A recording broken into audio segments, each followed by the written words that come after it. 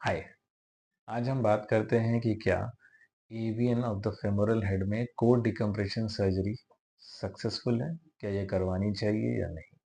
तो सबसे पहले तो ये जाने कि एवीएन, आई थिंक मोस्टली सबको पता है कि एवीएन होता क्या है। इसमें बोन के एक पोर्शन का ब्लड सप्लाई कम हो जाता है, जिससे कि बोन का कुछ पार्ट जो है वो डेड हो जाता है या नेक्रोज हो जाता है। कॉमनली ये देखा जाता है हिप जॉइंट में, फेमोरल हेड या जो बॉल है उसके आसपास। तो ये काफ़ी पेनफुल कंडीशन होती है और यंग लोगों में कॉमनली पाई जाती है। इसके कारण बहुत सारे हैं। कोविड है, स्टेरॉइड है, अल्कोहल है, स्मोकिंग है। इन सब कारणों की वजह से ये डेवलप होता है। कई बार इसको नेग्लेक्ट कर दिया जाता है क्योंकि patient comes with back pain या ग्रोइन पेन लेके आता है। उसको कुछ दवाई, यंग लोग हैं तो उनको कुछ पेन किलर दे के छोड़ दिया जाता है। लेकिन अगर ये पेन परसिस्ट करता है, फिर एमआरआई या एक्सरे कराया जाता है, उसमें चेंजेस दिखती हैं। क्योंकि इनिशियल एक्सरे में कोई चेंजेस नहीं होते तो ये कई बार नेग्लेक्ट हो जाता है। हाउएवर, अगर हम इसको टाइम रहते डिटेक्ट कर पाएँ, अगर हमने टाइमली इंटरवेन किया, एमआरआई कराया, उसमें देखा, एमआरआई में चेंजेस बहुत जल्दी दिखते हैं एवीएन के।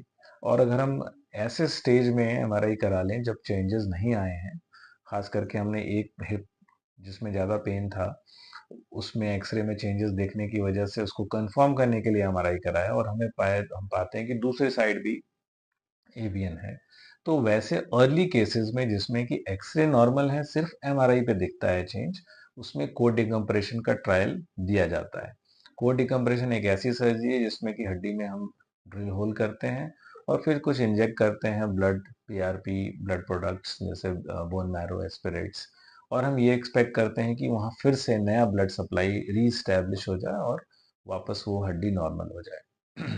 तो इसे कोर डिकम्प्रेशन कहते हैं।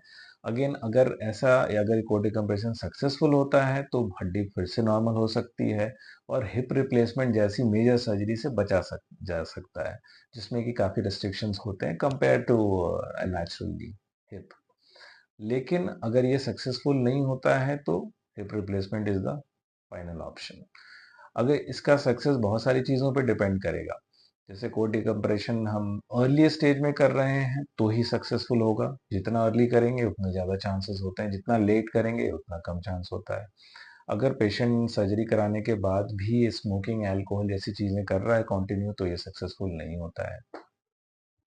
तो मेरा ये मानना है और ये मेरा मैसेज है कि अगर आपका जो एवियन है वो अर्ली स्टेज में है तो आपको जल्द से जल्द कोर डिकम्प्रेशन करवा लेना चाहिए, सो दैट कि फ्यूचर में अगर ये बिल्कुल बढ़ गया, आगे एवियन सीवियर हो गया है, तो हिप रिप्लेसमेंट की ज़रूरत आ जाएगी। अगर हम अर्ली स्टेज पे इंटरवेन करते हैं तो we don't have anything to lose. अगर AVN fail core decompression fail होता है एवियन में, तो we can go back to hip replacement. लेकिन हिप रिप्लेसमेंट तो एक फाइनल कमिटमेंट है, वो 20-25 साल की सर्जरी है। तो कोशिश ये रहनी चाहिए यंग एज में कि कोर डिकम्प्रेशन जल्द से जल्द करवाएं। अगर वो इफेक्टिव हो गया तो हो सकता है 5 साल, कुछ लोगों ने 10 साल भी क्लेम किया है अपनी स्टडीज में, उतने दिन भी चल जाए। और कुछ लोगों ने कहा है कि 2-3 साल चलता है। तो what ever be the final outcome, core decompression को प्रिडिक्ट नहीं कर सकते कि कितना सक्सेसफुल होगा, बट वो जितना भी सक्सेसफुल हो जाए वो बोनस है। अगर वो फेल होता है तो हिप रिप्लेसमेंट कभी भी किया जा सकता है। Thank you.